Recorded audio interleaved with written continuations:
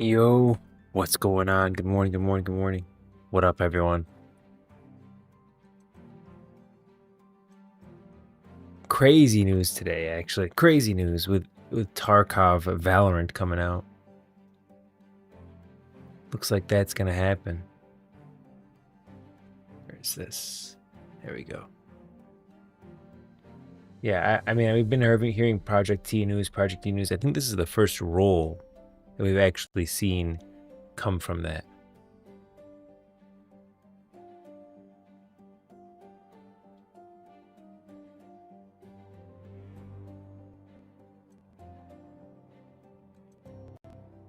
Okay.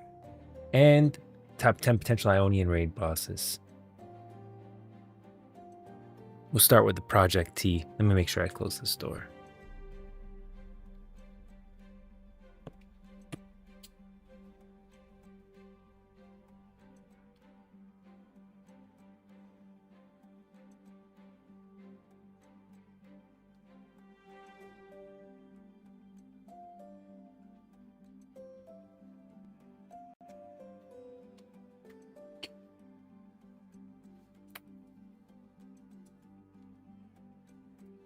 All right.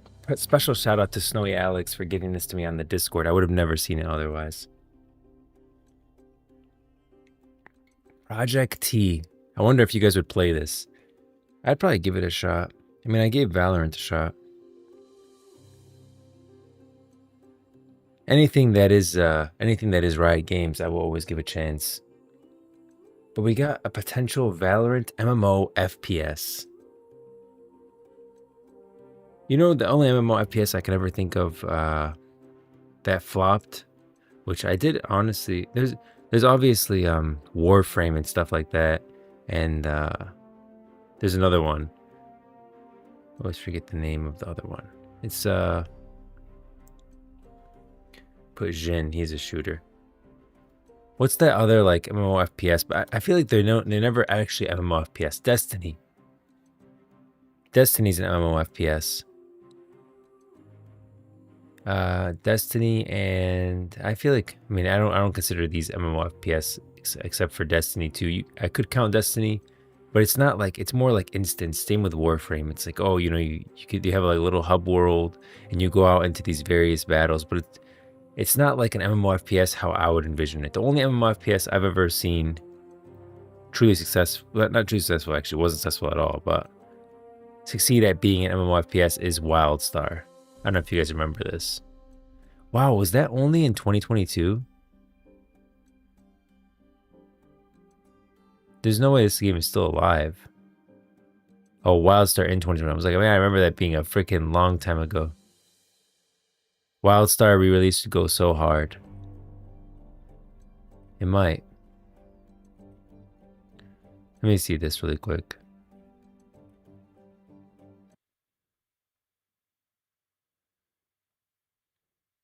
Yeah, 2018.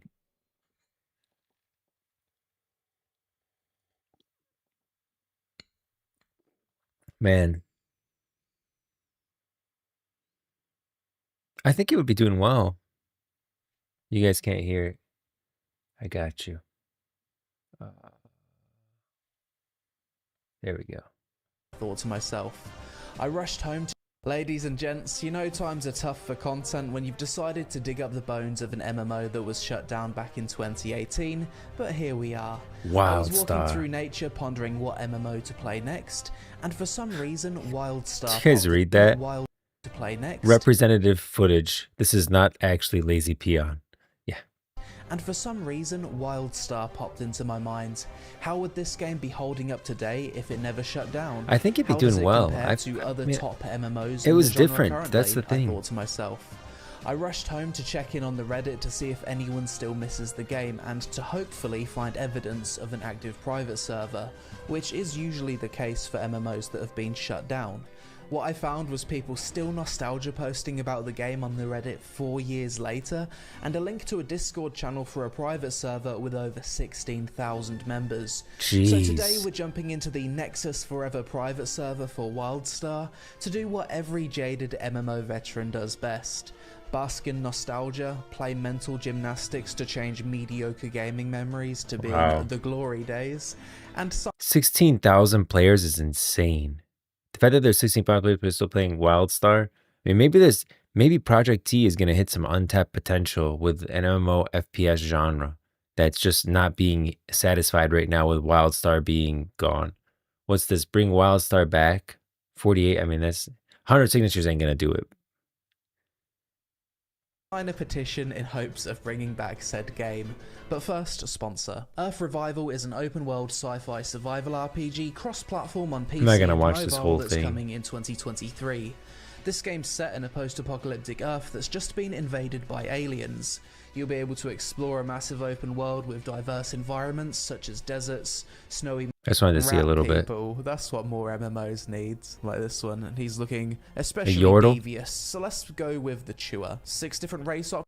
Oh, there's like, wow, this, look at, man, I tried it one time for like an hour. That's a lot of races. RN is human. Wait.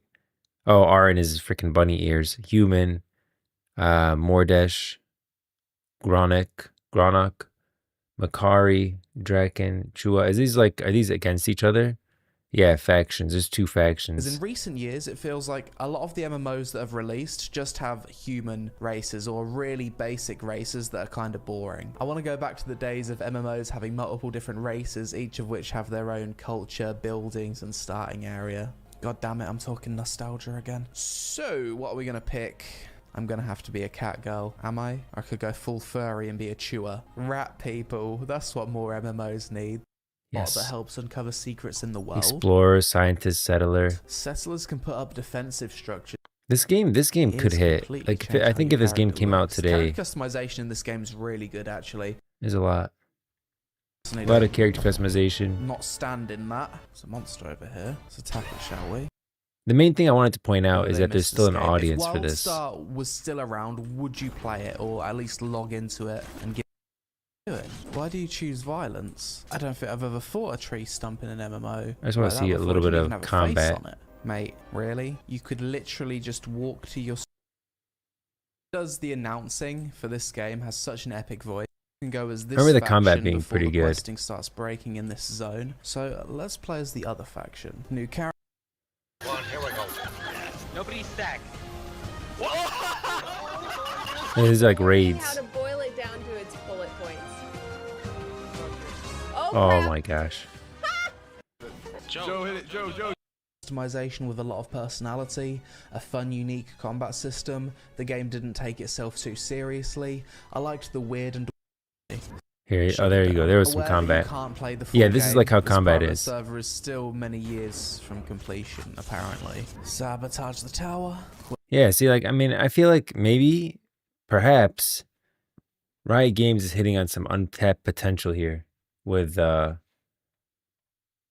this potential Valorant MMO FPS extraction shooter. So into the leaks. Let's get into it. Leaks and altered job listings point to Project T, a potential Valorant MMO FPS extraction shooter.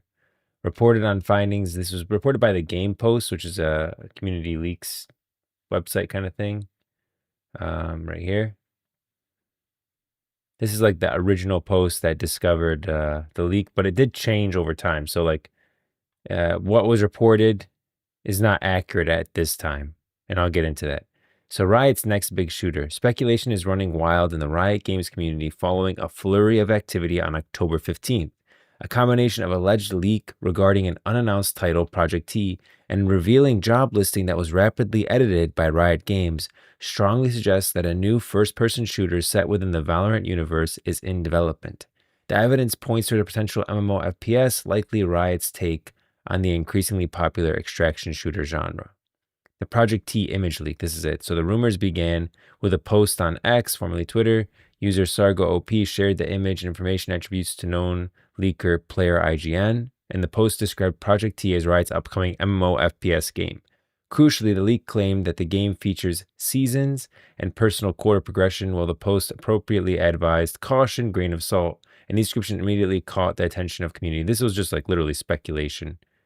This is like the tweet. It says, grain of salt, seemingly Project T Riot's upcoming MMO FPS has seasons, personal quarter progression. I mean, that just seems like complete guessing with that, but this is the image, which is the important part.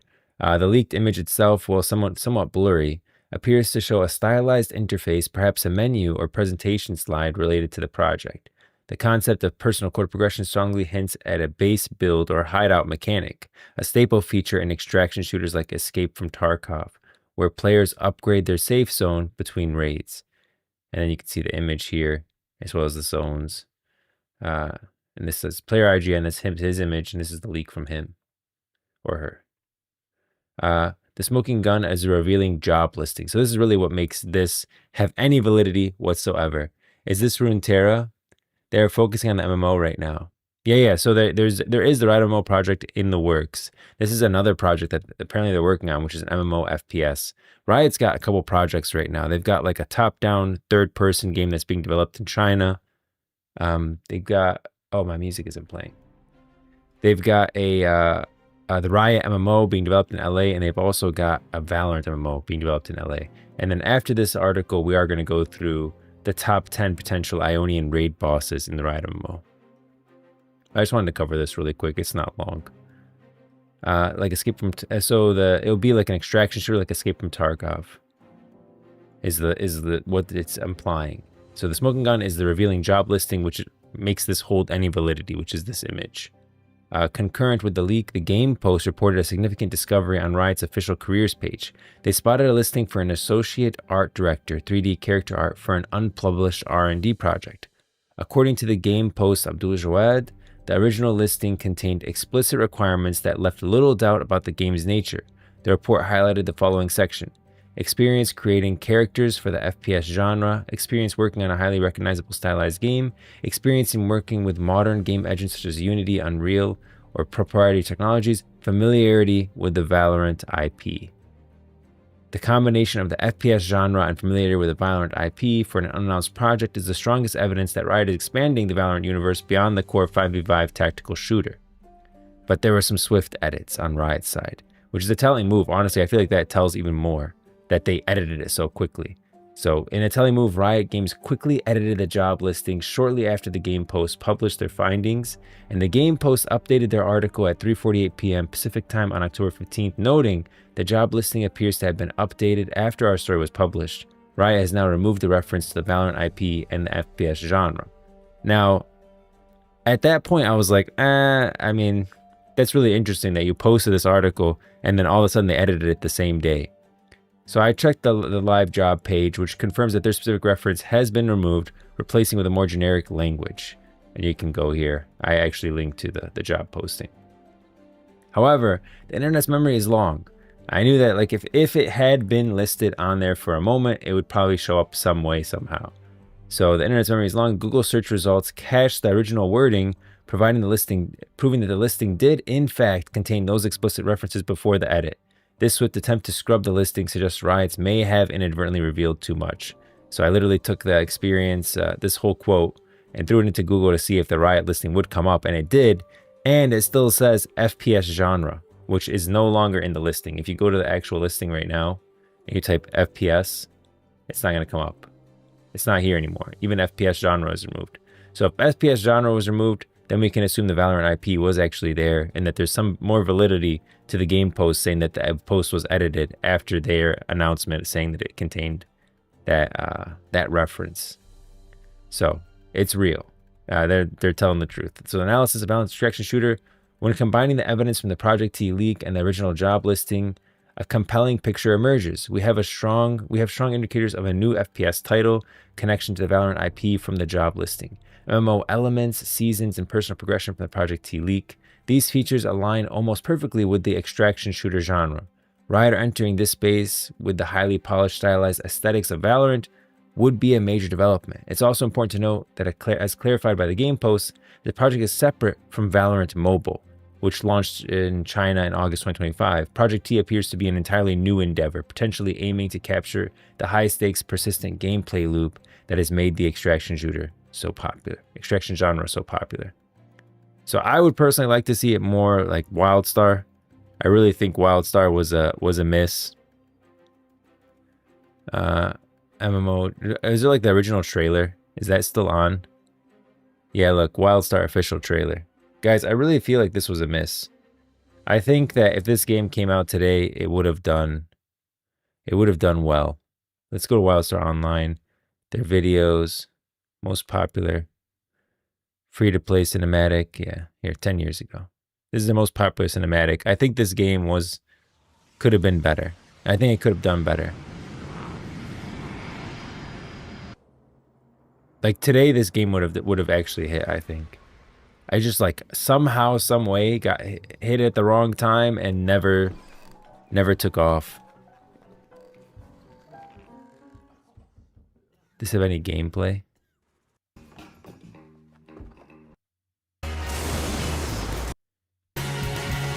Well, it's a cool cinematic, but that's like, you know, very, I want to see like gameplay. Popular. Here, WildStar MMO gameplay trailer. WildStar official trailer MMO project gameplay. There you go. Legend tells of the mysterious planet Nexus, once inhabited by the hyper-advanced Elden, who disappeared from the galaxy. Only has 720. Where is this lost world? What killer robots and savage natives using skill, movement, and some old-fashioned backbone to smash your enemies to smithereens. Whether your arsenal is big guns and bullets or supercharged magical spells, you'll be cracking skulls and making corpses in no time. Well, stakes not high enough for... Maybe it's time to take a breather? Guess again. Dive headfirst into an episodic world story to reveal the ultimate secrets of Nexus, doing your best to avoid getting demolished, dissected, or vaporized. Yeah, I really think this game could have hit. I don't know how it didn't. It's just like wrong time, wrong place, wrong vibe. But it deserved a little bit more love. I really believe that. So Valorant looks like Project T is very much alive. If you're a fan of Valorant and MMO FPS, extraction shooter could be on the way. It looks like that is what it's in development at Riot Games. I couldn't speculate on the release date. I feel like I'm not covering enough of the space of Project T because I'm more interested in Runeterra, right? That's where I live and that's what I like the most. But I mean, judging by like this is an art director role and similar to the Riot MMO, which has also we've been hiring art director roles, I would think that the project is probably in line with the Riot MMO and may come out around like 2029, 2030, that kind of time. Yo, what's up? Yo, what up, Como? All right, time for... We need some Ionia music for this.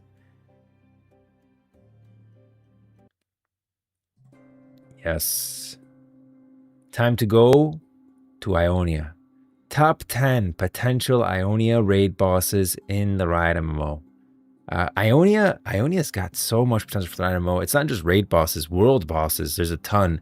Ionia feels one of the most built out zones already in the world. Like if we go to the map here, really, nowhere is more built out than Ionia. I would say the closest to being built out like Ionia is Noxus. I mean, look how many events we have already. Like we're in the Spirit Blossom event right now. Do you know any other zones that have that many events as Ionia gets? I can't list another one that's as close to being as defined, have as many character stories. I mean, even the people designing the MMO, well, writing the story, right? The people who write the story seem to be drawn to Ionia. Ionia has the most champions out of any region in Runeterra. And it looked to me, what that says is that if you're a writer and you're creating content around Runeterra, they are eager to create content in Ionia. That's what it looks like to me. Like Ionia already had the largest champion list, and yet we got Yunara as the newest champion. So the creators like it. Let's do it. Top 10 potential Ionian raid bosses.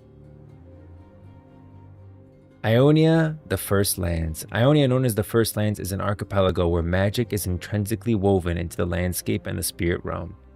Oh, it's my cup. Ionia, known as the First Lands, is an archipelago where magic is intrinsically woven into the landscape and the spirit bleeds into the material world. And the spirit realm bleeds into the material world. It is a place of profound beauty, ancient traditions, and delicate balance. However, the brutal Noxian invasion shattered that balance, leaving behind a fractured populace.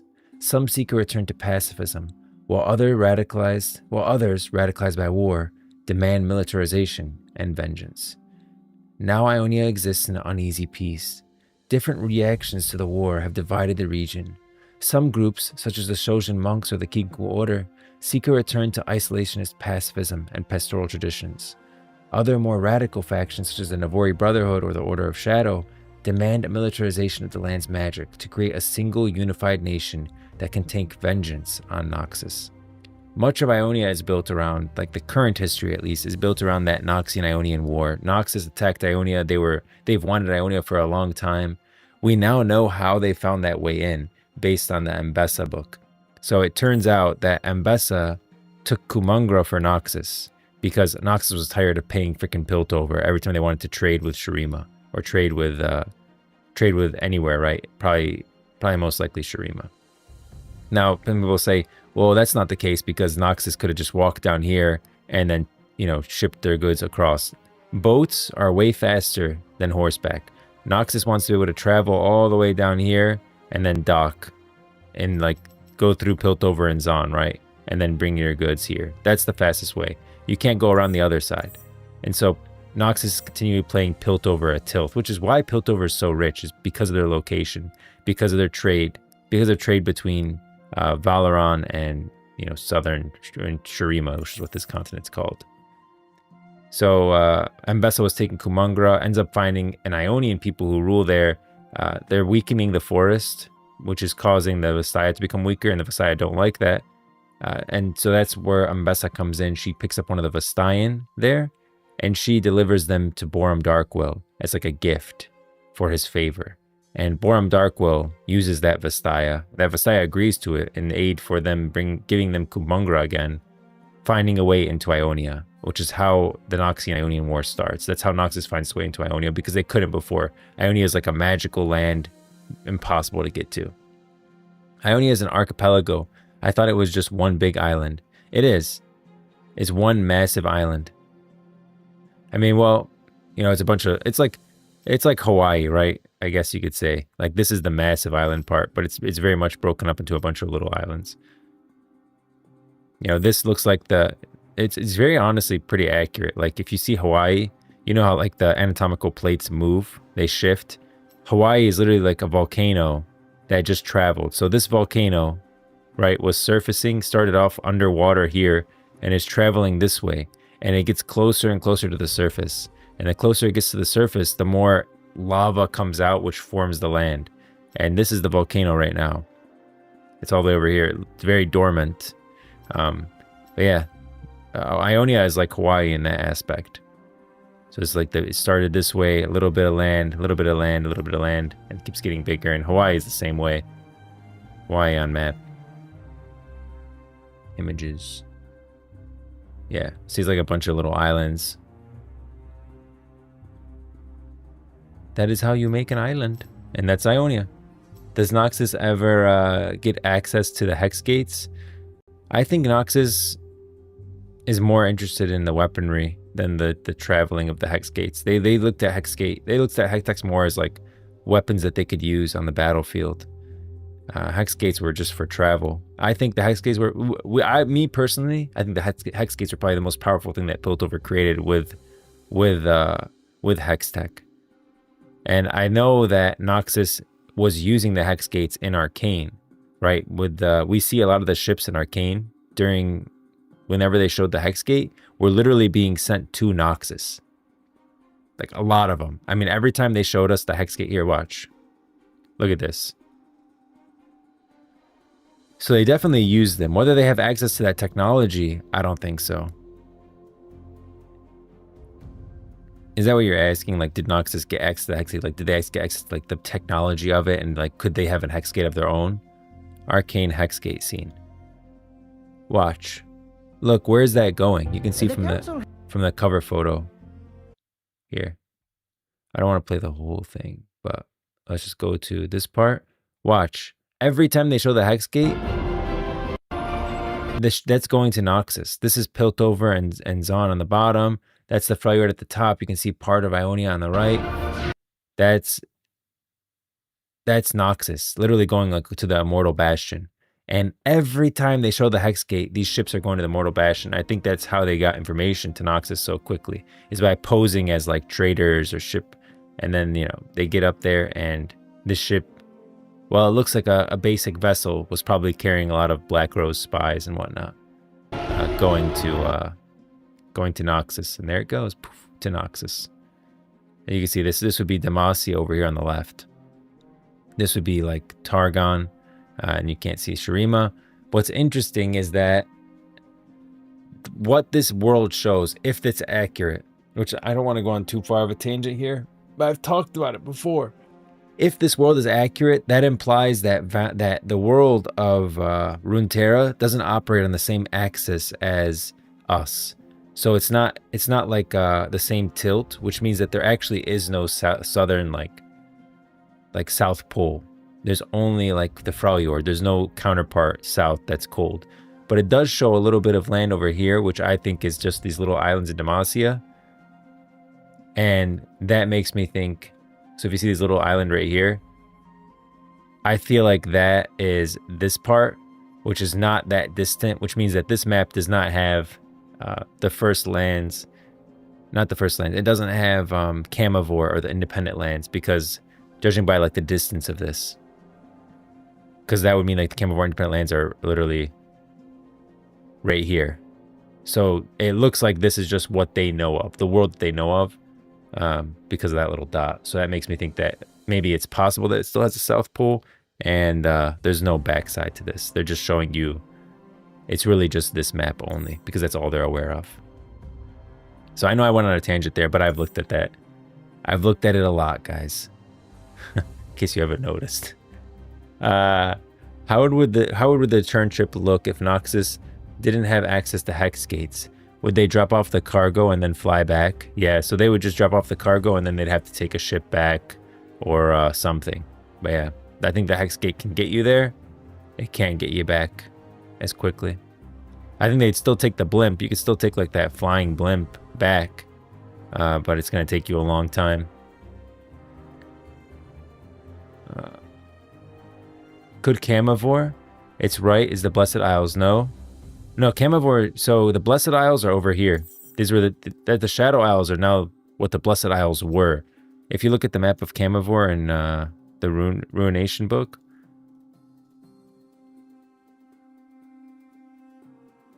right here. This was a map created by Camivorians to show. Oh, that's a great picture. Good job. That's what I did in my video too. That's Camivore and the Independent Lands. This is the map created by Camivorians about their trade lines, so where they traded. Know that it all goes around this middle part. That's where the Shadow Isles were, which were not discovered. That's where the Blessed Isles were, right here at the middle, where Eternal Ocean. That's where the Blessed Isles were. Camivore eventually discovers that through Viego trying to find a cure for Isolde, and they go there, destroy the frickin' place, turn it into the Shadow Isles, and now it's on the map because, after all, frickin' the Harrowings happen to Bilgewater all the time. So they know, everyone knows of the Shadow Isles now. But back then it was covered by the Blessed Mist, so no one got to the Blessed Isles. But Camivore and the Independent Lands are all the way off to the right, the other side of the world, really. And you can see like this person put it on the map. I still think that little nugget right there, see this part how it's like destroyed, was actually due to the Rune Wars.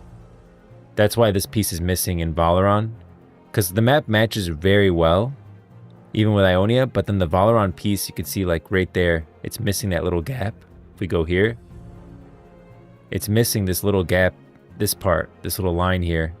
And if we change this to Rise, Call to Power, you can see What does it say here? This is where Rise witnessed that destruction of the Rune Wars. Forever haunted by the devastation he witnessed during the Rune Wars, Rise has sworn never to allow such power to be wielded again.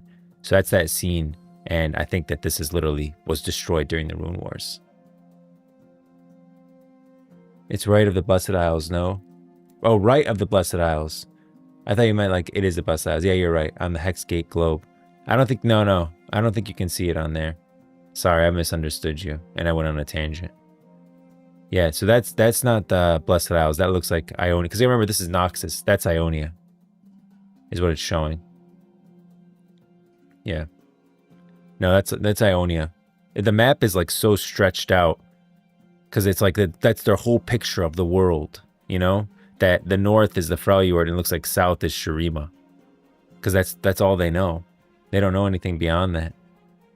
I hope the MMO world scale is big enough that traveling from one region to another to do something would be a big commitment and need strong planning and navigating skills. 100%.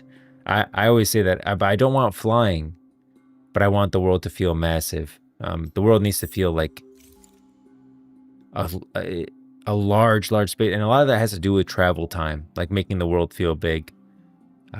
But I just don't want flying because I feel like flying takes away a lot from the middle part, like the stuff that you're not the stuff that you don't expect, because flying becomes now traveling is just a loading screen of you on your flying mount. I meant that the island you said was Demacia and seemed to be closer to Camivore. Oh, I see what you're saying. You saying this little island is closer to Camivore? No, I think that's just literally that little island off of because it's so stretched out. It could also be like this little island. It's something here. It could be this one. It could be this one. I just said it was this because of because it's not closer to Targon, which is down here. It's more like closer to Demacia. But the map is so like distorted and stretched because they just took this map and stretched it over the entire globe.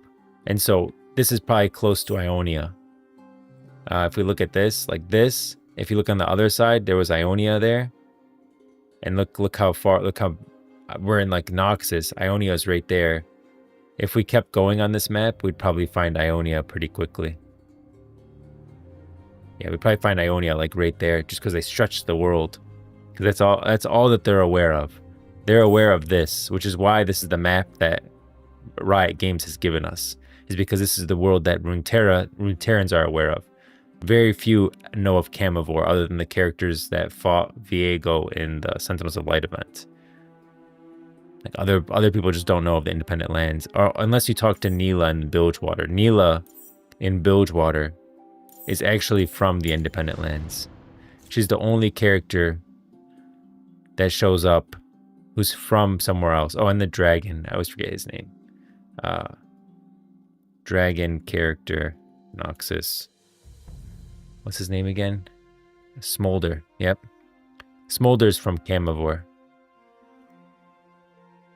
Smolder's from Camivore, and Neela is from the Independent Lands. So unless you talk to those two characters, no one really knows. Alright. Now that was a tangent. In the upcoming Riot MMO, this fractured balance presents immense opportunities for conflict from criminal underworlds and shadow orders to ancient demons and vengeful spirits. Ionia is teeming with potential raid encounters that could challenge even the most seasoned adventurers. That's where Ionia is. Top 10 raid bosses. The first group that we're going to fight in Ionia is going to be the Navori Brotherhood. I really believe that. The Navori Brotherhood represents the radicalized elements of Ionia, those who rejected pacifism and embraced nationalism following the Noxian invasion. They are fiercely territorial and willing to use violence to achieve their vision of a unified, militarized Ionia. Raid encounter analysis. A raid against the Navori Brotherhood would not be against a single entity, but a sprawling encounter through a fortified stronghold or a captured village. Players would face waves of diverse combatants, from agile blade scouts and elusive conspirators to hardened highwaymen and brigands. The encounter would test the raid's ability to handle coordinated assaults and adapt to different martial styles, culminating in a confrontation with the Brotherhood's leadership, which we don't really know who the Navori Brotherhood's leadership is, but I'd love to see that fleshed out in the Riot MMO. So this is like the different Navori. The Blade Scout's actually a Yordle. and they just have some text showing like them doing what they're doing. I was a traveling musician until the Noxians came. Now I'm scraping by on stolen coin. Mother was right. Should have been a healer. And the brigand behind him says, abandoned on the road means more in the brush. So, yeah, they were people of Ionia, but they've just, after the Nox-Ionian War, they've kind of changed their mentality and now believe that fighting maybe is the way. And that will be the first group that we fight. I feel like Navori Brotherhood are a great introduction to Ionia in your first combat. They're very grounded, and they're just like a bunch of a radicalized group. So it would be cool if Ramus was a raid boss in Shurima, or chasing Rek'Sai into a cave, fighting off her voidlings, and then her. Rek'Sai will absolutely be a raid boss. I did a video on already did like an article and a video on Targon. Yeah.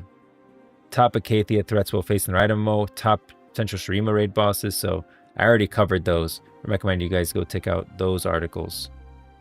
But I covered them and I got videos associated with them. They're great. And I do mention Rek'Sai. As for Ramus, I feel like there's not enough lore on Ramus. He could be freaking evil for all we know, or he could be like a really good guy. Jerome Andiran donated $50? What? No. Is that real? What?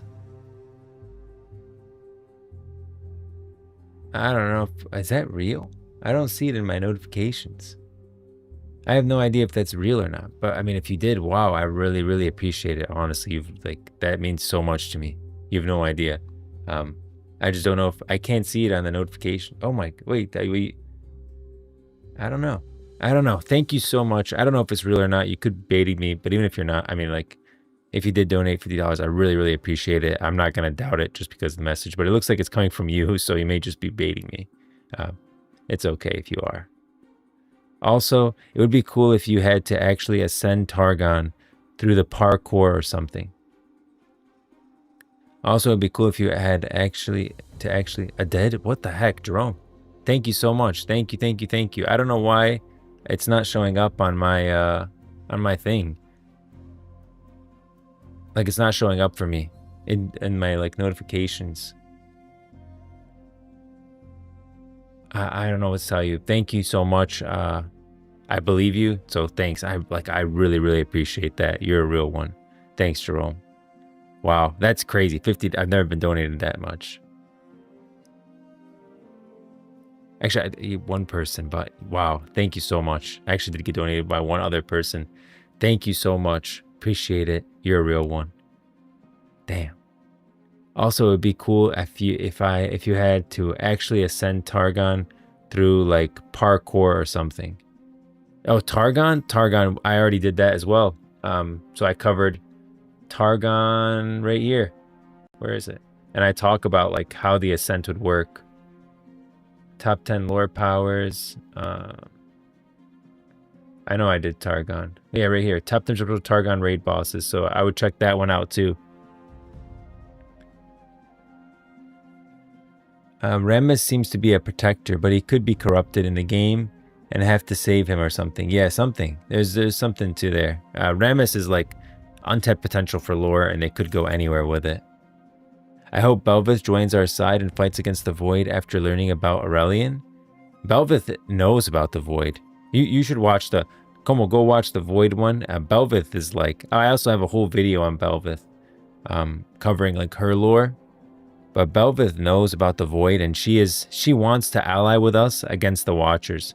But it's not like an alliance of friendship. It's an alliance of, hey, let's ally and beat the Watchers because they're going to destroy you before I do. So let's focus on them for now, and then me and you will fight, and I'll destroy you anyways. But I'll give you guys more time than the Watchers would. That's her agreement. That's Belveth's idea. Like, hey, the Watchers are going to destroy you, but I'll destroy you. I'll take longer to do it. So don't worry about it. Like, I'm the true Void anyways. That's Belveth. I'm doing a YouTube video where I donate to streamers with a little of viewers. I'll donate another $10 if you do a set of up tour. I don't know what that is.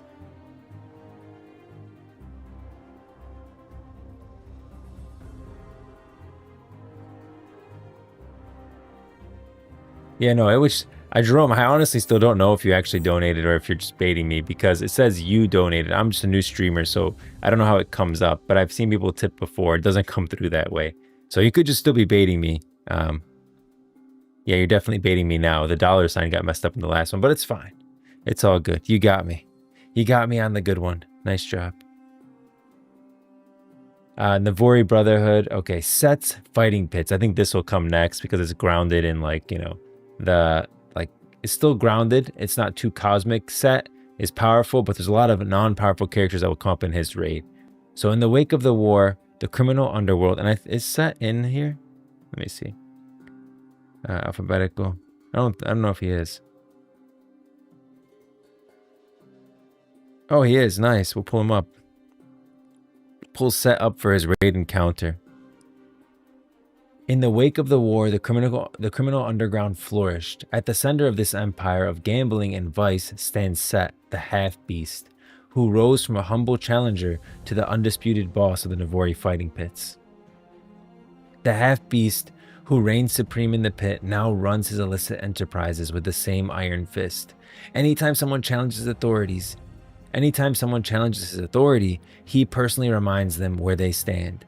Every punch Set throws is a blow to his old life of poverty and ostracism, and he intends to make sure that old life stays down. Raid encounter analysis. A raid into Set's arena would be a gladiatorial spectacle. It wouldn't just be a fight against a boss, but a gauntlet through the most notorious champions and enforcers. So the enforcers would be the Bull, Mako, and Knuckle. The first major encounter would be a council fight against Set's heavy hitters. This trio would test the raid's coordination, forcing them to manage 3 distinct fighting styles simultaneously. So the Bull, this is him, his body tapestry of scars and ink telling his brutal legend. Bull now serves as mentor and sparring partner to Jack. He's saving the last bit of fighting spirit for an opponent worthy enough to merit one last scrap. And that'll be a huge group raid, I think. Mako, you're a small fish, I'll keep swimming. And then Knuckle. Little nickery, little slice there, all in good fun. Bit of blood in the water never hurt anybody. Well, not me anyways. That's Knuckle. The old timer I think will show up in the raid, and he's pretty interesting. A mysterious masked fighter. The old timer provides a compelling narrative hook. Voice lines strongly suggest he might be Set's absentee father, the Noxian pit fighter who abandoned his family. Look at these are some of the voice lines. Set says, "Careful you don't break your hip in there, old man." And the old timer says, "You don't know who you're talking to, boy." And then Set, "Hey, you kind of look like someone I hate." And the old timer said, "Oh yeah? Then why don't we work it out in the ring?" So the old timer, at least in Legends of Runeterra, seems to be implied to at least have some relationship to Set and could be his father. We don't want that. This fight could involve mechanics related to his mask and hidden identity, perhaps revealing his true strength as the fight progresses. Then there's Jack the winner. While Set is the boss, Jack is perhaps the most dangerous man in the pits. Bull describes him as almost decent until he gets that blood smell in his nose. A fight with Jack would be brutal and unrelenting, a pure DPS check against a fighter who grows stronger the longer the fight lasts. So this is Jack level 1 art. You gotta be brave or dumb to stand against me, but either way, the outcome's the same. My advice? Worry about making it out alive. There's Jack level 2. Jack ain't all bad, but once he gets that blood smell in his nose, well, I don't think there's a more dangerous man alive. Bull. And so I think that we'll fight Jack. I think we'll see both of these evolutions, and Jack will be a fight to kill. I don't think he'll be alive post that fight. Unlike the main event, Set. After we go through the whole encounter, we uncover something about Jack, we end up fighting him, and then the final fight will be with Set himself. And this wouldn't necessarily be a fight to the death, but rather a challenge to his authority. The arena itself would be a hazard, with the crowd roaring and potentially interfering. Set's mechanics would revolve around the savage strength and ability to take punishment, utilizing his brass knuckles to pulp his enemies, as detailed in his color story, Big Head Bad News. So Set level 1, basking in the roar of the crowd packed into his exclusive underground arena, he knows one thing for certain though. It's good to be the boss. And Set level 2, problem with being the boss is that for most, you get soft. So I'm grateful for all this chaos. Finally, someone brings the beast out of me. So I think after we fight all these guys and after we defeat Jack, Set will challenge us just so he can, like, you know, continue to grow his strength and test his own ability. But I don't think we'd kill Set. He's too much of like a popular character for him to just kill him. So right now we have the Navori Brotherhood. I think that's going to be our first raid encounter. Absolutely. Like that'll be the first raid in Ionia. Will be the Navori Brotherhood. And then following that, we'll go into the Set's fighting pits. And that's where we're at now. And it's top 10, so we still got 8 to go. He is very far from original Vastaya Shirei, right? Oh yeah, no. He's like generations in. Actually, which champions do you think would be closest to 100% Vastaya Shirei genes? Nami is absolutely 100% like Vastaya Shirei. There's really not much in there. That's so when he's talking about Nami, guys, he's talking about, I think she's in Targon, right? Does she show up in Targon? I'll just go like this. She might not be a Targon, but she's in the Mirai territory. I'll show you guys where that is. Nami, well, not 100%, right? No one's 100% Vastaya Shirei, but Nami's as close as you can get to like 100% Vastaya Shirei in the Mirai territory. There's also another character in Ishtal who's very close to the original Vastaya Shirei. And the reason Nami is so close to Vastaya Shirei is because she's part of the Water Tribe. And I mean, how much contact does the Water Tribe have with mortals? Most of the mortals are on the land. So that's why I feel like the fish people are more likely to be closer descendants to the actual ancestors of the Vastaya Shirei and have like the original Vastaya Shirei blood in them. However, another character in Ishtal, Nico, I think is also pretty close. And not because of her appearance, but because of her ability. Like, she has such powerful abilities in shapeshifting that it seems like she has a closer lineage to the actual Vastaya Shirei. Versus someone like Nadali, who is extremely far. Probably even farther than Set would be Nadali. She's got like traces of Vastaya Shirei blood in her.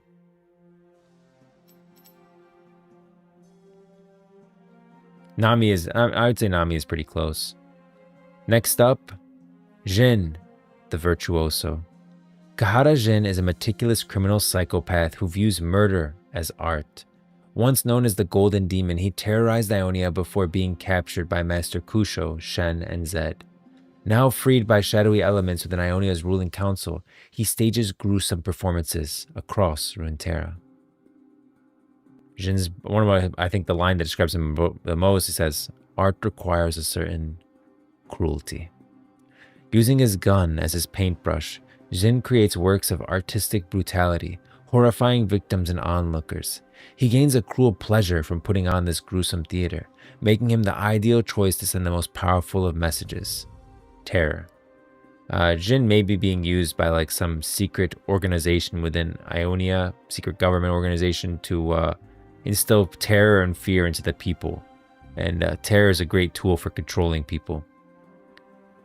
Raid encounter analysis. A raid against Jin would be a theatrical nightmare, taking place in a grand opera house or a meticulously prepared stage in the Ionian wilderness. The entire raid would be a performance dictated by Jin's obsession with the number 4. The prelude would be the Maker and the Witness. These people could show up in his raid. Before facing the virtuoso, the raid must confront his key collaborators.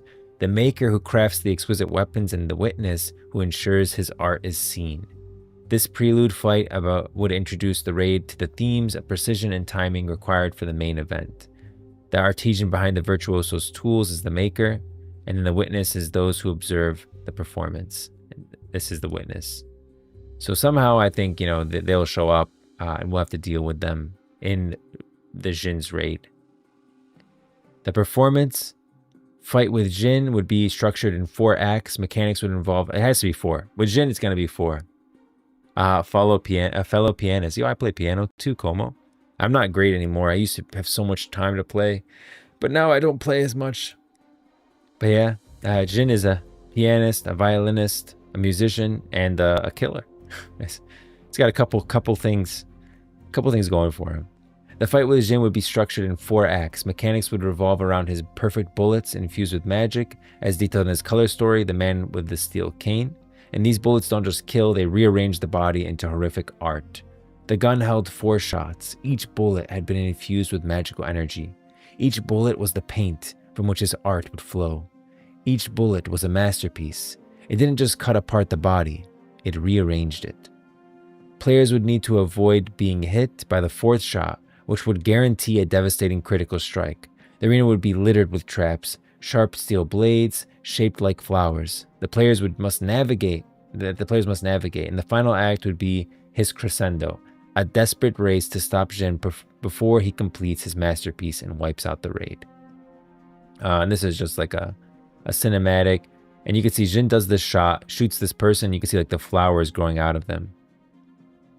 This person just got shot as well, and you can see like these people. It's like Jin shoots you and like nature grows out of you. Imagine how painful that is. But Jin sees it as art. This guy's definitely in pain and dying because a tree just grew out of him, which doesn't sound very nice.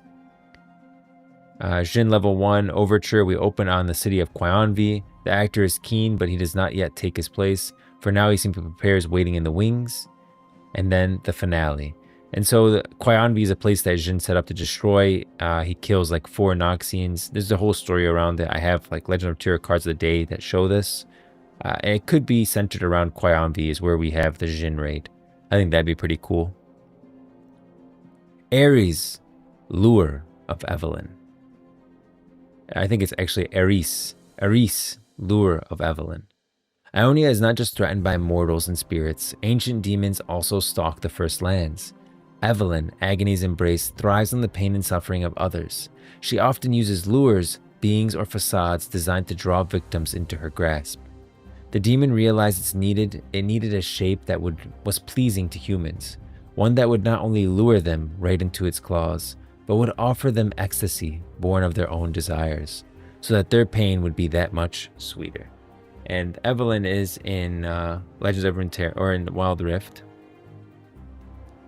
And I've said it before, Evelyn uses her particular assets to draw people in, you know, and that's how she gets you. So almost like the sin of lust, I would say. So stay away from Evelyn.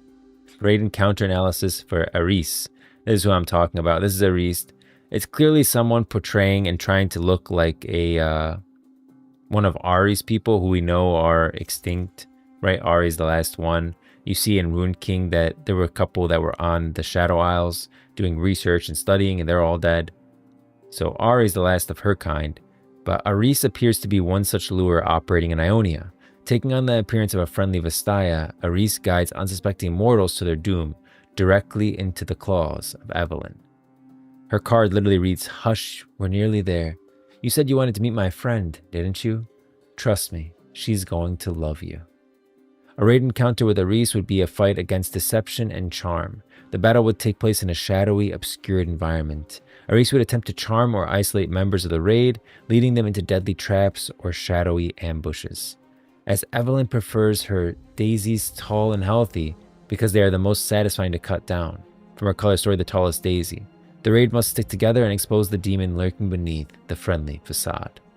So this, I think, is like a demon that's working with Evelyn, and we'll have to face them ahead of time. Whoa, careful on the emphasis on the word assets.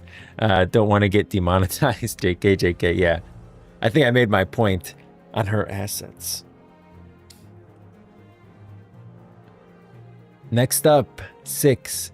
The Siege of Mistfall, Kain and Rost. I think that would be an awesome raid. This Shadiah Kain, Zed's most arrogant and talented student, wields Rost, a sentient darkened scythe. They are locked in a fateful struggle, mastery or consumption. This conflict could culminate in a devastating assault on one of Ionia's most sacred sites. The child is gone. The killer remains. Raid encounter analysis, The Siege of Mistfall. A compelling raid scenario involves Kain's assault on the Wuju Temple at Mistfall. Lore established in Legends of Runeterra reveals that another darkened weapon, the blood letters belonging to Zolani, was hidden there, guarded by Master Yi. So here's the Mistfall Temple, the sacred temple of Mistfall, home of the Wuju Order. And here's Master Yi, the steadfast guardian of the Wuju Temple. By the way, Master Yi is literally one of the most powerful humans in all of Runeterra. I mean, Master Yi is no joke. And this is the Darkin bloodletters. The twin blades imprisoned the Darkin Zolani, hidden deep within the temple. Driven by Rost's desire to reunite with his brethren and his own ambition, Cain launches a brutal attack on the temple. This raid would see players arriving to aid Master Yi and the Wuzhu disciples against the onslaught. So we wouldn't be there aiding Jin or aiding Cain and Rost, right? We'd be there defending the temple with the Wuzhu masters and Master Yi. Phase 1, the Shadow Reaper's Assault. The initial major boss fight would be against Cain himself. He would utilize the shadow magic to dart through the battlefield, phasing through temple walls and isolating targets. The raid must coordinate to corner him while dealing with the ongoing siege around them. So Cain's assault. Cain breaches the defenses of the Wuzhu temple at Mistfall. And then here's literally Cain fighting Master Yi, which is insane because, again, Master Yi is really powerful. He was a master of Wuzhu, and neither shame nor shadow would win the day. That's Master Yi. The massacre, the Wuzhu disciples fell before Cain's relentless onslaught. As another body fell, Cain let out a gleeful laugh, knowing that he would soon unleash the second darkened weapon that lay below. Within him, Ross's anticipation grew, knowing that Cain's undoing was finally near. I always say this, guys, Cain is way more powerful than we're led to believe. I know people are saying like this new character Zahin is really powerful. He is, but knowledge is power. He had the knowledge on how to imprison Darkin. The other Darkin didn't. So every fight that he had was an unfair advantage. So I don't know, like, if that really qualifies him as being like this one of the most powerful Darkins, him just being able to imprison other Darkin. I think Cain is still the most powerful Darkin, and he's just manipulating. I think Ross is still the most powerful Darkin, and he's manipulating Cain. Do you see Valorant MMO news now? Yeah, I pulled it. We did that. We did that in the morning. So I already have the article up, and the video will go up later about Project T and the role that got posted and immediately changed by Riot Games. So it looks like they didn't want that news out there.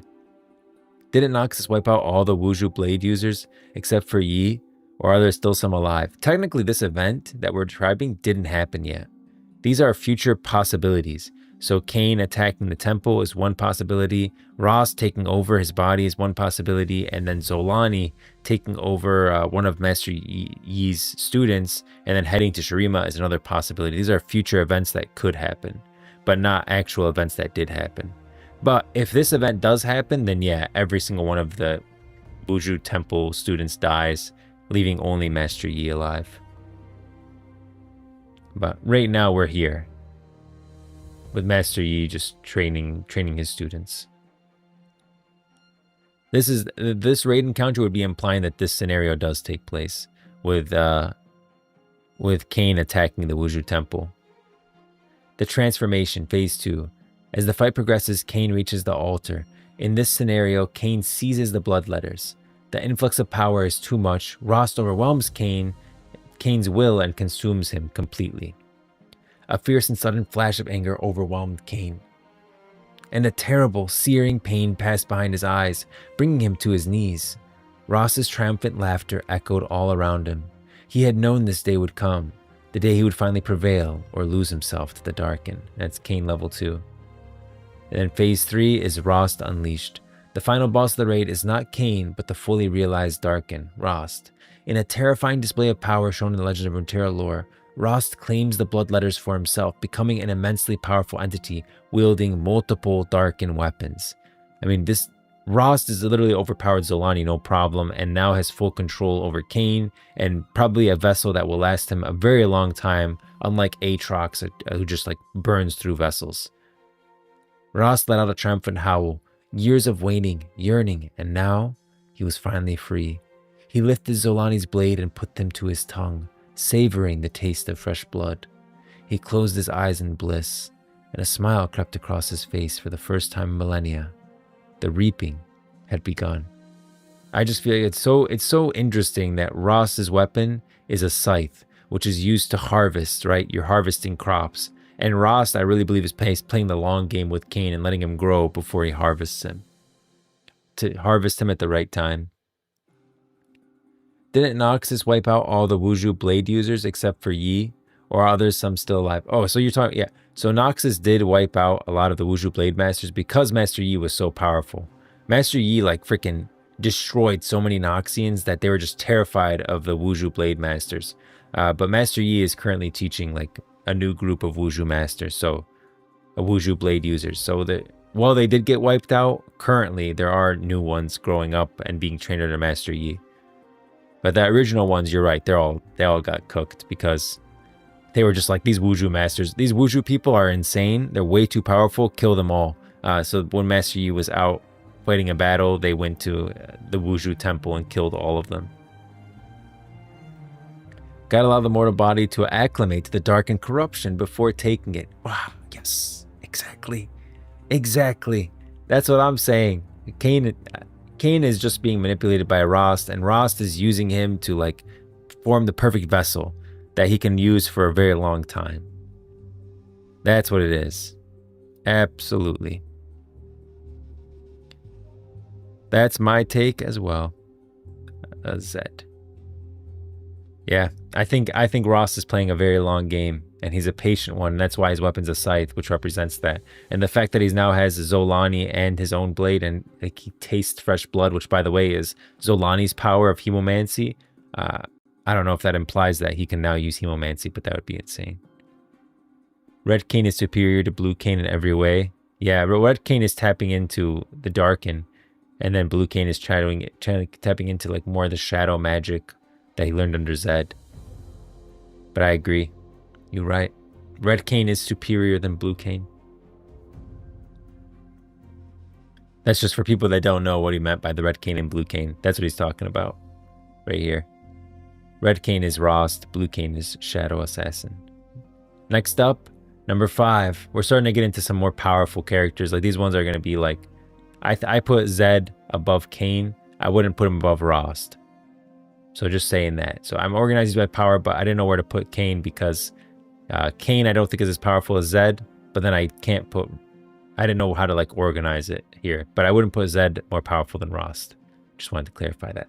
Zed, once a dedicated student of the Kinku Order, became disillusioned with their passive approach during the Noxian invasion. He embraced forbidden shadow magic and used it to assassinate his own master, Kusho, seizing control and founding the ruthless Order of Shadow. Balance is a fool's master, said Zed.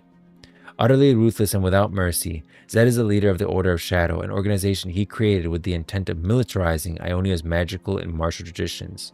During the war, desperation led him to unlock the secret shadow form, a malevolent spirit magic as dangerous and corrupting as it is powerful. Raid and counter analysis. Infiltrating the Order of Shadow's temple would be a raid focused on stealth, misdirection, and confronting darkness. Players wouldn't just fight Zed, but the very shadows themselves. We'd also have to deal with Yusari the Challenger. Before reaching Zed, players might face his elite acolytes, such as Yusari. Driven from his lands, Yusari seeks to prove himself worthy to Zed's teachings. This fight would be a high-mobility duel against the Master Assassin. Your order has thrust us from our lands. You've proved your power, Master Zed. Now let me prove that I too am worthy of your teachings. And this cinematic does show Zed in a fight. The final confrontation with Zed would be a terrifying battle against illusion and darkness. Zed would utilize shadow clones, forcing the raid to identify the real target amidst the chaos. Mechanics would involve managing light and shadows in the arena. The fight would culminate in his signature death mark, a massive burst of damage that the raid must mitigate or survive. So Zed's an interesting one because is he a bad character? Like, is he evil? No, not really. I mean, he just feels like Ionia needs to defend itself, and this pastoral traditions and pacifism isn't working for us. Like, Noxus came in and just brutalized the entire nation. We need a defense against it, and we should use what's at hand, which is the magic of Ionia, to defend Ionia. So is Zed bad? No. But would he make an awesome raid fight? Heck yeah. And I don't know if like we would kill Zed. I feel like we wouldn't kill him at the end of this. He would survive somehow, and we'd end up finding a balance between him and Shen, kind of working together. Balance is a fool's master. The shadows have shown me true power. Few men think to look back at their shadow. It is their last mistake. Here's another cinematic that shows Zed. More shots of the Order Shadow and Zed in the Breathe cinematic from Legends of Runeterra. Next up, Fiddlesticks and the Nightmare of the Dreaming Tree. This, I think, is an awesome one. I'd say this one is like almost guaranteed. This will be a raid in Ionia. The Dreaming Tree, nestled in the Garden of Forgetting, gathers humanity's dreams. It is tended by Lilia, the bashful bloom, but a darkness is encroaching. The tree is growing sick, infected with burrows and darkness, and the dreams are turning into nightmares. I know Lilia's in here.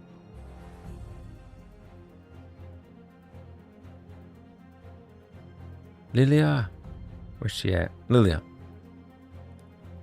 You know, some people don't like her voice lines. Are her voice lines bad? Let me play a couple.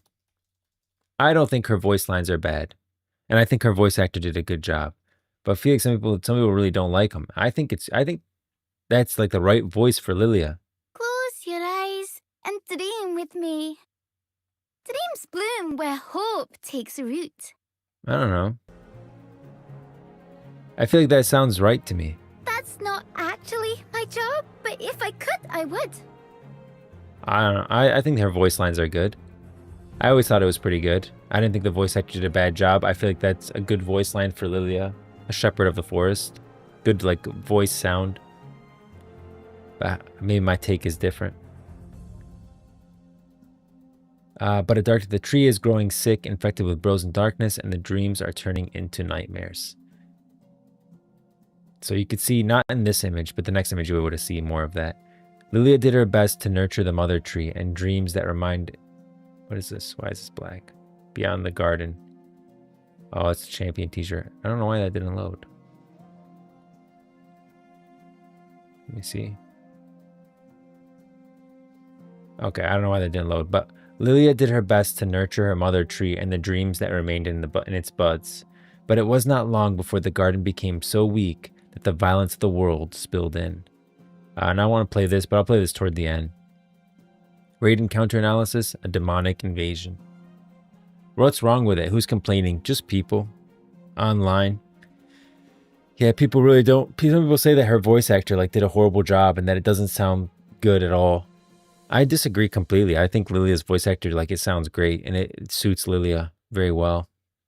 Like that kind of accent. But, to each their own. This raid would be a journey into the heart of the Dreaming Tree itself, not corrupted by an external force. Legends of Runeterra cards suggest a terrifying culprit, Fiddlesticks, the ancient fear. So here's Lilia level 1. At the heart of the Garden of Forgetting, a strange corruption can now be seen within the dewdrops, and the dreams they show turning haunted and dark. And look, by the way, this is really interesting. You can recognize who that is right there. I'm pretty sure that's Lux Illuminated. That Lilia is looking at. And that's another dream that Fiddlesticks infected. And so I think that Fiddlesticks infected Lux's dream via the Dreaming Tree in Ionia. Hello, yo, what up, Smosis? So keep that in mind. That Fiddlesticks infected Lux's dream all the way in Demacia by infiltrating the Dreaming Tree in Ionia. That's how Fiddlesticks is getting into dreams. And you could see Lilia fighting all these crows off right here. And this vine is grabbing her staff and the crows are flying by. As if a twisted corruption had taken root within them, threatening to leave dreamers standing in their own dangerous nightmares. Note, the crows, Fiddlesticks' signature.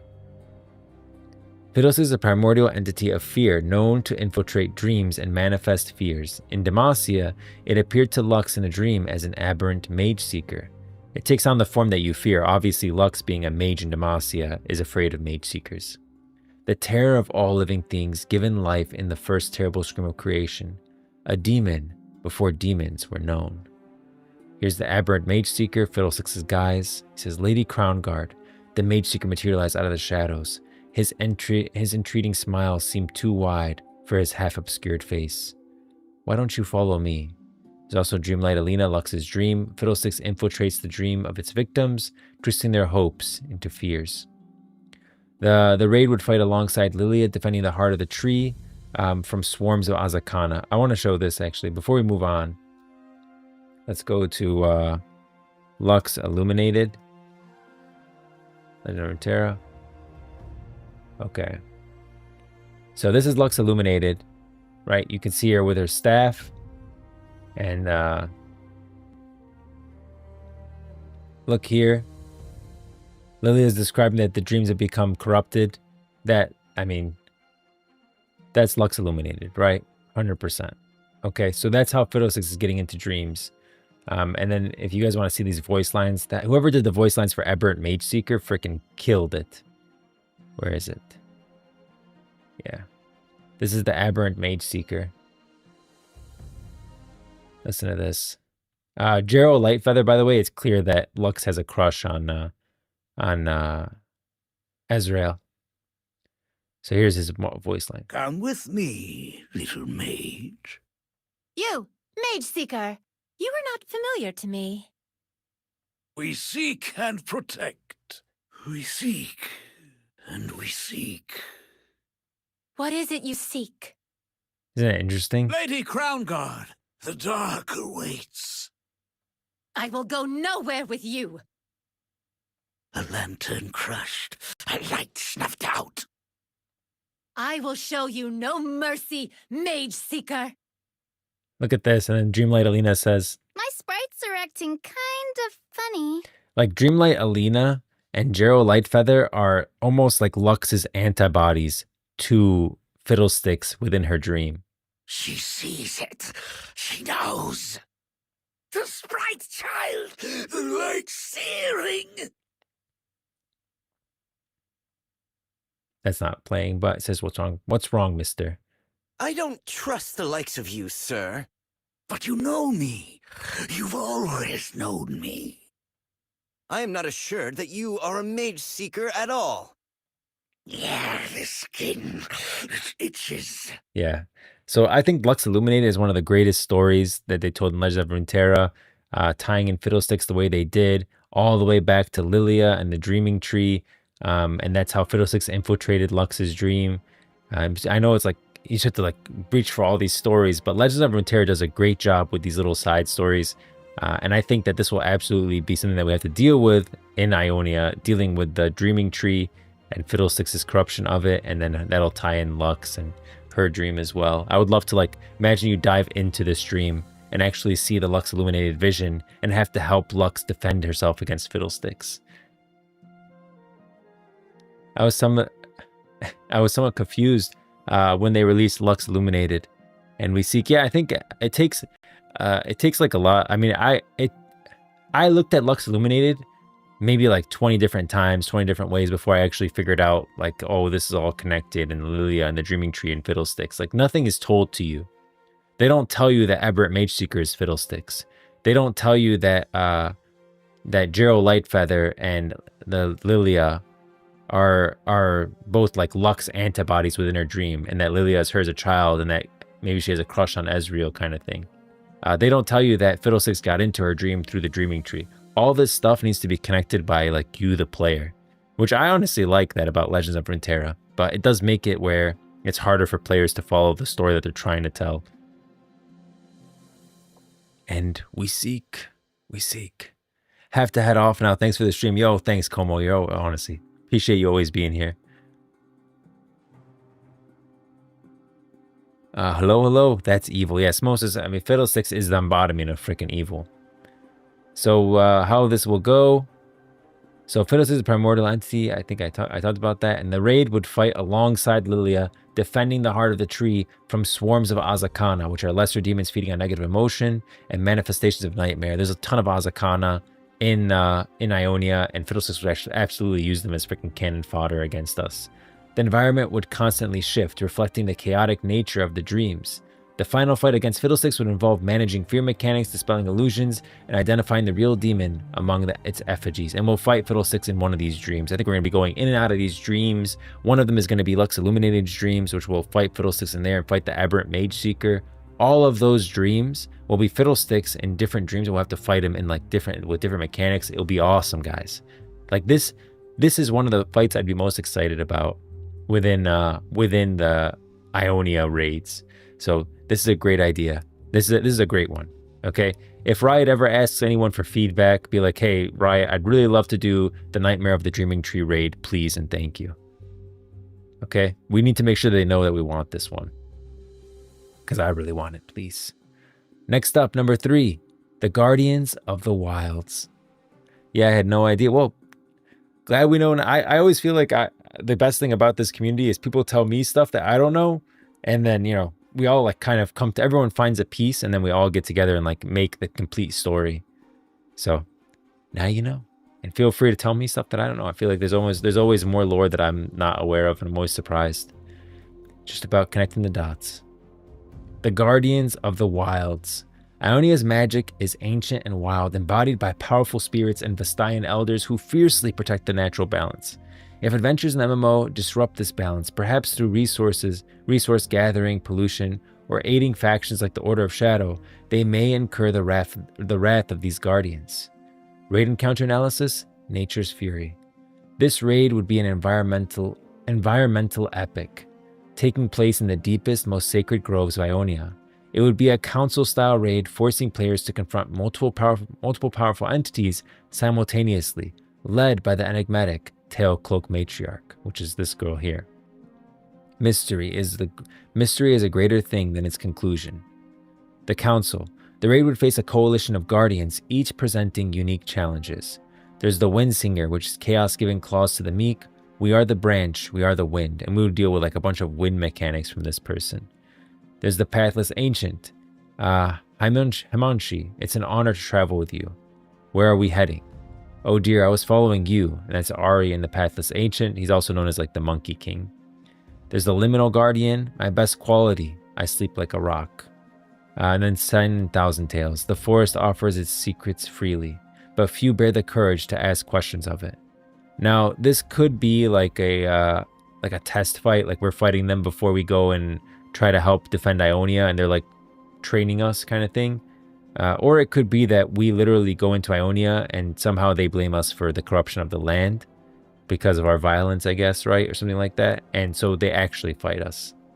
The fight would require the raid to manage the overlapping powers of the Council, Windsinger's chaotic storms, the ancient terrain manipulation, the Guardian's swift strikes, and Sinan's potent magic, before facing the Matriarch's overwhelming spiritual might.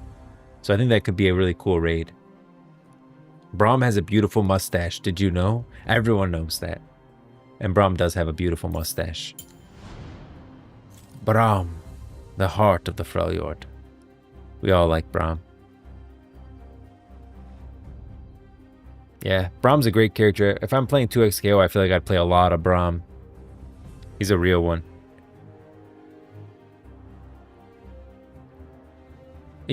I love Song of Nunu. Honestly, I feel like Braum made Song of Nunu.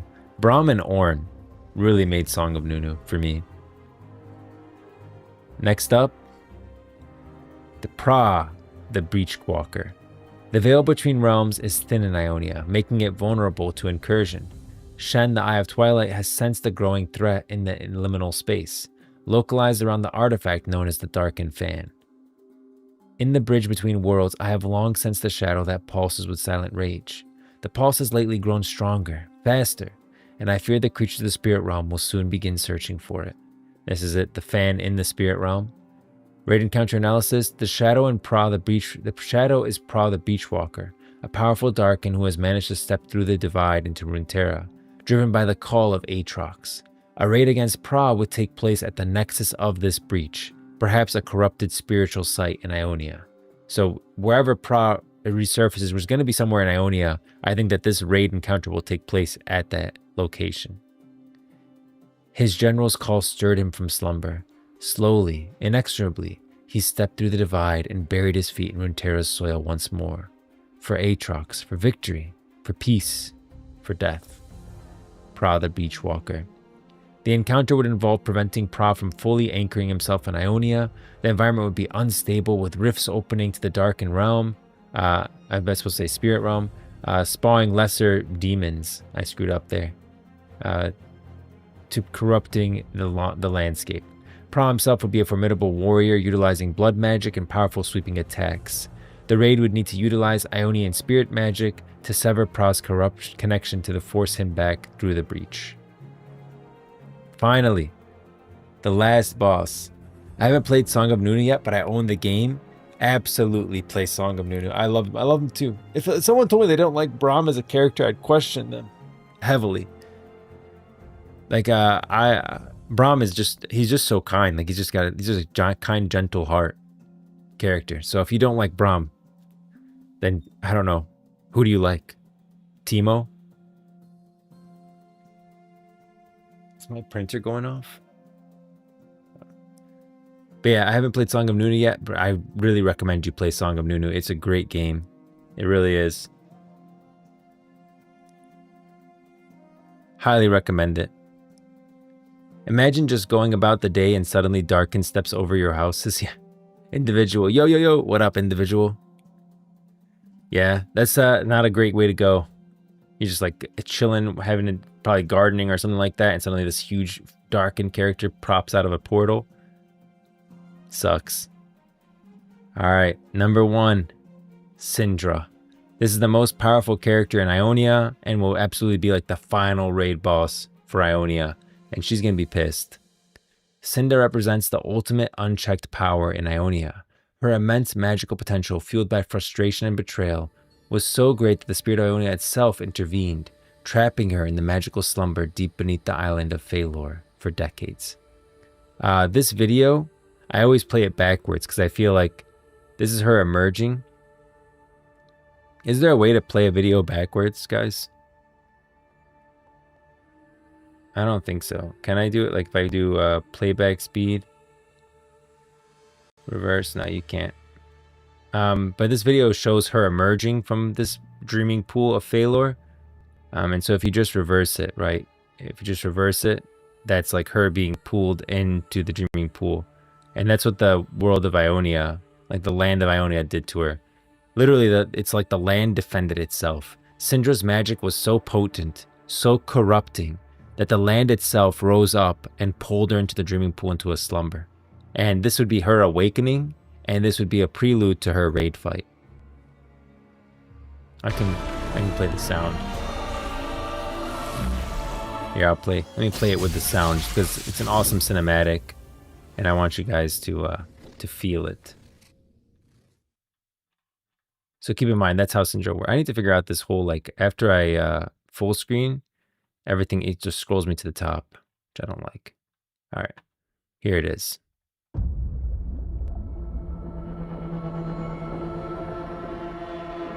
That's her in the dreaming pool.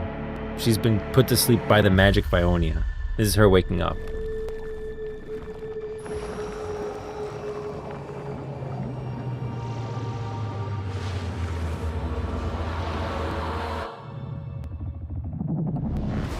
Such a great cinematic. Just destroys the whole island of Phalor. Yeah, and now she's pissed. Yep. So another great one. So that's like her awakening, and that's will be when we go fight her. Now she is awake.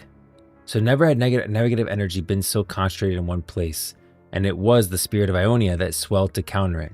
The bedrock opened up beneath Syndra, dragging her down to suppress her powers and trap her in magical slumber. Now she is awake, freed during the chaos of the Ionian civil unrest. The literal Noxian Ionian war led to Syndra awakening. Syndra ripped the fortress of Phalor from the island and raised it into the skies, a display of terrifying power. That's what you're seeing here, by the way. She ripped the fortress that was imprisoning her. If you have not read Syndra's color story, I really, really recommend you guys go read it. I might do a reading of it. The Dreaming Pool. It's so good. One of the greatest fathers of all time is in that story, The Dreaming Pool. I linked to it here. I would recommend this story to anyone. You know, I just became a dad, so I thought about literally when I became a dad, I thought of that story. So if you are a dad, it's a good one. A raid against Syndra would be a capstone of an Ionian expansion, requiring players to assault her floating fortress in the sky. The entire raid would be a battle against gravity and raw, negative magic. Players would navigate the fractured remnants of the fortress. The environment would be constantly shifting and collapsing, and the final concentration would take place at the apex of the fortress. Syndra would utilize her full arsenal, forcing players to manage the dark spheres orbiting her, which are manifestations of her bitterness and rage, as detailed in her story, The Dreaming Pool. The fight would be a desperate struggle to contain her power before she unleashes enough negative energy to destabilize the First Lands entirely. It would be the ultimate test of the raid's ability to withstand overwhelming magical force. Syndra, a great character, doesn't even get enough love, honestly, and will be the final raid boss of Ionia. Hey, yo, what up, Hemo? That's very suspicious if someone doesn't like Braum. She's angry. Yeah, if someone doesn't like Braum, I don't know. That's questionable to me. What's that line from? That's questionable to me, or sounds questionable. Oh, that's from Tarzan. The elephant. He's like, bacteria. I don't know if you guys remember that. He's like trying to go swimming. That's tangent. That doesn't need to be said, but I'm just saying. Anyways, honorable mentions. Test of the Twilight. Shen, the Eye of Twilight. I think leading up to the Breachwalker, we'll have to work with Shen, and I think he'll help us in that fight. Shen, the leader of the Kinko Order, is dedicated to maintaining the balance between the spirit and material realms. He is not an enemy, but he is dispassionate and uncompromising in his duty. Before allowing adventurers to enter the spirit realm or confront threats that might destabilize the balance like Pra or Fiddlesticks, Shen would undoubtedly test their resolve and capabilities. This would not be a fight to the death, but a rigorous trial. Players must prove they can navigate the dangers of the spirit world without causing further harm. It would be a mechanics-heavy encounter focused on precision, defense, and understanding the flow of spiritual energy. And then for Ionia, there's so much potential for world bosses in Ionia. There really are. Ionian world bosses. The wilds of Ionia are home to magnificent and dangerous creatures that roam the landscape, presenting threats to entire zones. These world bosses would require large groups of players to defeat. You have the Empyrean, which is the sky itself heaved as coils of clouds and powerful winds flattened our brigade. We tried to follow it, but who can chase the wind? Another world boss would be the Cloud Drinker. Its songs could be heard from the villages, long, low waves of sound rippling from the sky to hillside, each as formless and strange as the afternoon clouds. Royal Shimmerwing. In these jungles, I've constantly found the most beautiful specimens to be the deadliest predators, Anura. And finally, the Spirit of Wuju. Master Doran believed each eye of the Spirit of Wuju offered unique insights into a person's being. Lu, Discipline of Doran. And that's Lu right there, and that's the Spirit of Wuju. I think that these would be amazing world raid bosses for Ionia, and Ionia has a ton of potential for the Riot MMO, and I easily came up with, just from what's already available, some great raid encounters. We're gonna start with the Navori Brotherhood. We're gonna go through the basics. Navori Brotherhood, just a group that believes that Ionia should radicalize and actually defend itself militarily. We'll then fight in Set's fighting pits, facing characters like the Bull, Mako, and Knuckle. Eventually culminating, we'll meet the Old Timer, who I think is Set's father, and we'll face Jack at the end of the raid. And post the raid, we'll end up fighting Set, who will just want to test his strength against us, but not kill him. We'll then have to deal with Jin, the Virtuoso, who's absolutely causing problems in Ionia. We'll just approach a village full of freaking people turned into trees, really effed up stuff, and we'll end up fighting the Maker and the Witness within his raid. And we'll have to deal with Jin at some point, because the guy's crazy and honestly kind of evil. Ares, the lure of Evelyn, will find like this Vestaya appearing character, luring people to their death, and we'll have to deal with them, and it'll tease Evelyn. I don't think we'll fight Evelyn in this raid, but this will be like a teaser for Evelyn. Maybe she'll make an appearance at the end, and kind of like a nod to a future raid where we'll actually face Evelyn. The Siege of Mistfall raid, I think that has to happen. We're fighting with the Wuju people against Kane and Rost. Kayn has been manipulated at this point into going after a second darkened weapon that is Zolani, and will end up fighting Ross in the end, will be that final raid boss. Finally, with Zed, the Order of Shadows. Zed is not an enemy, but his methods are not always good. Like, there's the reason why Xayah and Rakan are fighting him here is because Zed is corrupting the magic of Ionia, which is causing like the forest to die, which is weakening the Vastaya. So while I don't think we'll outright kill Zed, his path to success will probably go counter to our path to success to saving Ionia. And so we'll have to deal with him at some point because of that. Because he just doesn't care. Zed sees his way as the only way. There's Fiddlesticks and the Nightmare of the Dreaming Tree. If this doesn't happen, I'd be disappointed. I'm gonna be real. If we don't get the Dreaming Tree Nightmare raid, I'd be disappointed because it's so much potential here. Going back to old zones, like if we already had the Demacia expansion, which I said Demacia is gonna come at launch, Ionia won't. This would take us back to Demacia in the Lux Illuminated portion of the raid, where we're traveling through these different portal dream pockets, fighting Fiddlesticks in all of them, fighting different versions of Fiddlesticks, and the Lux Illuminated version will fight the Aberrant Mage Seeker. There's just so much potential here for an amazing raid that I need to see it happen. I really do. I really do. And I explained to you guys how that's Lux Illuminated with Lilia, and how Fiddlesticks is the Aberrant Mage Seeker. And this is the Dreaming Tree. There's also the Guardian of the Wilds raid, which is the Council. I think this will either be like a trial test kind of raid, or we'll actually fight them. They'll see us as problems and not aiding Ionia, but a cause of additional problems in Ionia. We may actually have to fight this council of creatures, of spirits within Ionia. There's Pra the Beachwalker. I mean, this guy's just going to emerge out of a pocket and we'll have to deal with it. I think Shen will lead up to this and help us to fight Pra, and Pra will be our first stepping stone into what comes after Ionia, which will be the Spirit Realm expansion. So I think Pra really leads into that well, because he's trapped in the Spirit Realm. And we'll push him back there, and we'll have to deal with him again once we get into the Spirit Realm. Finally, the final raid boss in Ionia, boss of bosses, Syndra the Dark Sovereign, has some great stories, some great backlore. Her magic is literally corrupting to the point Ionia itself had to imprison her within the Dreaming Pool, and she's just sleeping there, slumbering, waiting patiently to be woken up during the Riot MMO. She'll raise that whole place from the ground, destroy it all, and we'll have to deal with her ourselves in the Riot MMO. I mean, she just screams raid boss to me. So she's going to be a problem. We'll have to deal with her. Rise of the Dark Sovereign, Syndra. And those are the Ionian raid boss, the Ionian world bosses. So much potential for Ionia, guys. So much potential. Hopefully your child doesn't turn into an island-destroying mage.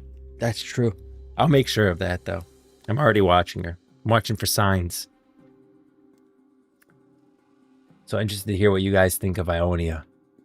And that's the top 10 potential raid bosses for the Riot MMO. Man, you know, I wish I could stream for 3 hours. I feel like 2 hours, I can just get through the news. I don't get to actually game with you guys. We went through the leaks and altered job listing points to Project T, and then the extraction shooter, and the potential raid bosses to Riot MMO. But although this one's pretty long. Like, whenever I do these Riot MMO, oh, I didn't know that that was showing like that. I'm sorry, guys. Well, I was going through like the whole review, but I had cinematic up. I hope I didn't have that up for too long and it was kind of screwed up for you guys. I think I did, though. After I showed the Syndra cinematic, I think it was like that the whole time. Well, sucks. I mean, these were the raid bosses. Maybe I'll just like re-record myself scrolling through as I talk through that part to like have the video not look horrible. But yep, there they are. I mean, I would play right now, but we've literally got only 10 minutes left. I need to like try to extend this stream to like 3 hours. Then we would have played like a game. I wish I could play Legends of Runeterra. I really do. But I'm not on a PC, so I'd have to play on the iPad. Whenever I pull up Legends of Runeterra on the iPad, look what happens. This screen at the bottom, what you guys are seeing, which is my iPad where I'm pulling up Wild Rift, is going to turn dark. For some reason, freaking Wild Rift, or Legends of Runeterra, does like the Netflix thing, where if you're casting it to through like an HDMI cable, which is how you have to get from the iPad to your computer, it freaking it like turns black. See, like now you guys can't see my screen. But you can see here, I am playing Legends of Runeterra on the iPad. It's so annoying. Legends of Runeterra is my favorite game from Riot. So, I don't know. I want to play it. I would love to play Legends of Runeterra on stream. But it just doesn't work. What would be the signs? Oh, I don't know. I guess maybe she just one day like purple glowing from her hands. I saw the raid bosses. No need to. Let's duel in Legends of Runeterra. I just can't get it to come up on the stream. I can't. Like, look, I just pulled up Legends here again. I can see my iPad. Legends of Runeterra is there. I'm on Legends of Runeterra right now. But with my iPad, whenever I pull it up, it turns black. See, I can go swipe away. It does the same thing for like Netflix. Why would Riot Games do that? Netflix, you know, if you pull up Netflix, it's like if I try to watch something right now, look, let's say I try to play like this, it's gonna turn black. You guys will be able to see it. What? How does Netflix work? That shouldn't be working. I don't even know what to say, guys.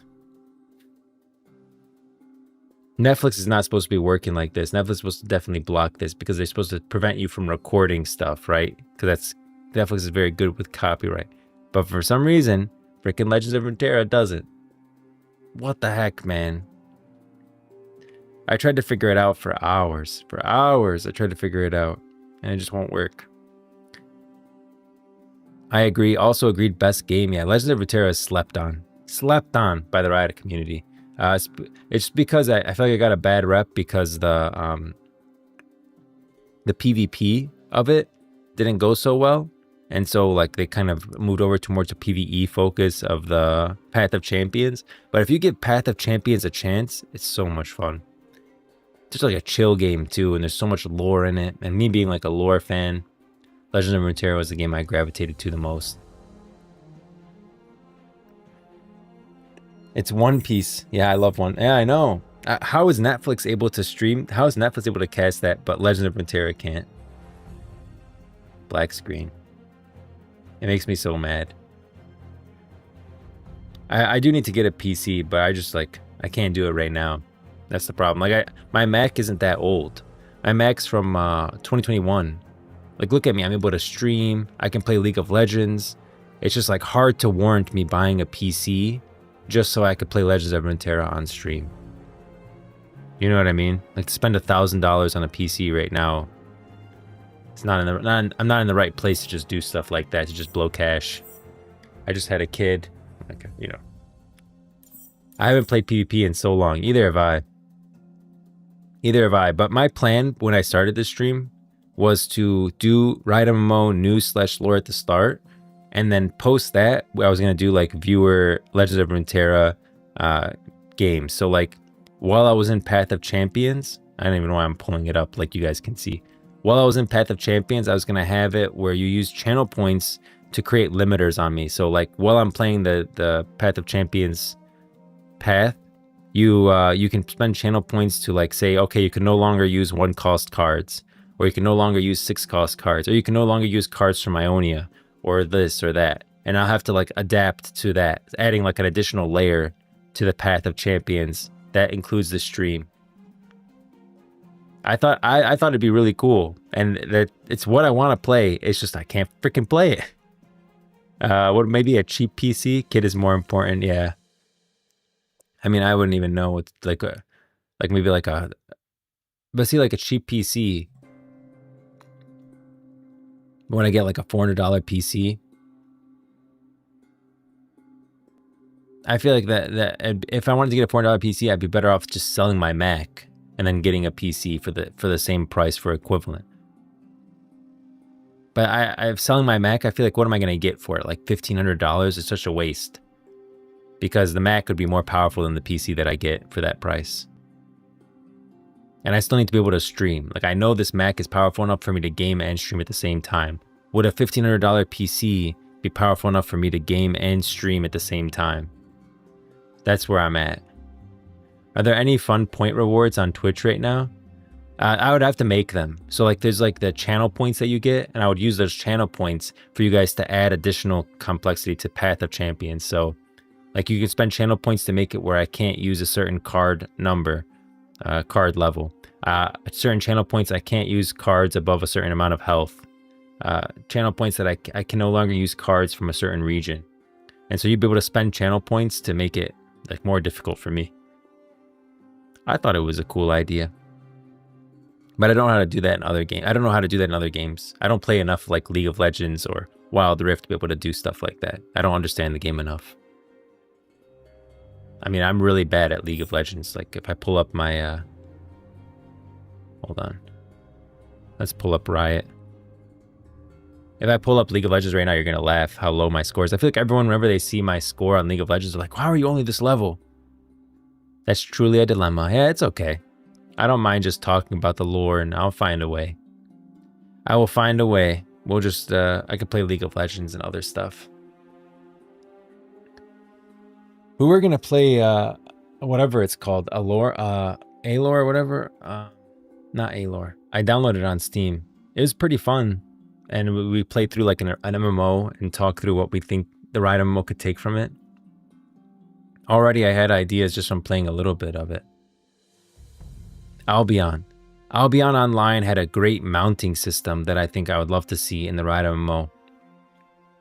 Albion Online had a great, I think what was it? The mounting system, and there was something else that I really liked about Albion Online. I had to go back to my notes. The things I didn't like, I wanted to be more like you feel like you're the character, which requires that like behind the back third person perspective rather than the top down view. So I don't want that. How's the mount system in there? It's amazing. I'll show it real quick. I don't know why the Riot client's taking so long to load. The mount system in Albion Online is great, and I really think that would be good for the Riot MMO. Let me pause this. I'll show you guys that really quick. That's why I wanted to play these games, is because you can get to see like how other MMOs handle this kind of stuff, and it'll help us like make our case for what we want to see and don't want to see in the Riot MMO. I don't know why the Riot Games launcher is taking so long to load. Albion Online should come up pretty soon.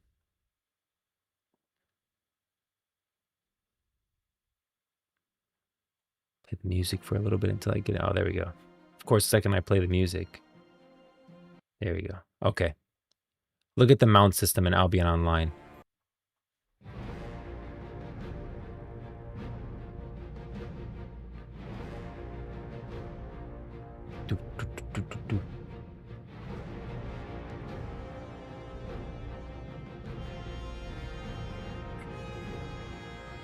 So the way mounts usually work in regular MMOs, like World of Warcraft and Final Fantasy, is you mount up.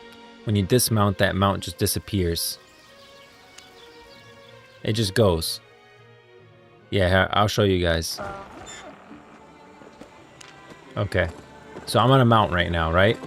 Play to your strength. Now, if I dismount... What? Choose your path, adventure. Okay. I'll show you guys this really quick. So if I dismount, as long as I'm in this circle, my mount doesn't disappear. And I can walk back to my mount and I get on it faster. If I dismount here and I run out, or I try to mount when I'm not by it, my mount disappears when I leave that circle. Now it's gone and it takes longer to mount. So like if I'm using my mount, let's say that I'm like harvesting or something, or doing some mining or whatever, I'd want to dismount, get all my stuff, and then get back on my mount. And it makes more sense for my mount to stay there. Like, why would my mount after I dismount just disappear? That doesn't make any sense. I have to leave. Okay, now my mount is gone. Now I mount up. But yeah, if I want to just hop off my horse, well, this is a donkey. If I want to hop off my donkey for a little bit, do some action over here, fight a couple guys, and then get back on my horse, that's great. And then the Final Fantasy system where your mount actually helps you, I think is also really cool. Where your mount has like, if you're a hunter, you can like ride your pet kind of thing. Is also very cool. So I think that this mounting system, great. Great move. Yeah. So far, I'm honestly a fan of Albion Online. It looks like a pretty fun game. That's it for the mounting system, though. That's all. I mean, I haven't got into the game enough to explore other stuff. There was one other thing that I really liked. I think, I liked that they professions were such a big part. At the beginning, they start showing you like mining, herbalism, all this stuff, and say, this is important. Professions are important. You should do them. Compared to like World of Warcraft, where professions don't matter at all anymore, and it's up to you whether you even train professions at the start. Like they don't automatically tell you, hey, this profession trainer, train herbalism, pick up a couple herbs, craft this.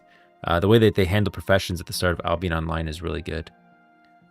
So, well, I mean, eventually I'm going to have an article, right? That's what I'm doing for, we'll have an article on Riot Grove that will enter the Riot MMO section that will talk about like Albion Online, what we want to pull from it, that kind of thing.